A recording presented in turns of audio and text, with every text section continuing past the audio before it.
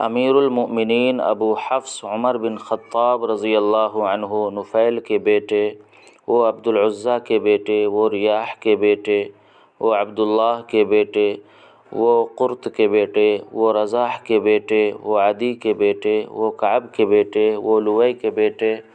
وہ غالب قریشی عدوی کے بیٹے بیان کرتے ہیں، میں نے رسول اللہ صلی اللہ علیہ وسلم سے سنا، فرماتے تھے تمام اعمال کی صحت کا دار و مدار بس نیت پر ہے، ہر شخص کو اس کے اعمال کا بدلہ نیت کے مطابق ملے گا۔ جس شخص کی ہجرت اللہ اور رسول صلی اللہ علیہ وسلم کی خوشنودی کے لیے ہے تو اس کی ہجرت اللہ اور اس کے رسول صلی اللہ علیہ وسلم کی طرف صحیح متصور ہوگی، اور جس کی ہجرت دنیا حاصل کرنے یا کسی عورت سے نکاح کرنے کی غرض پر ہے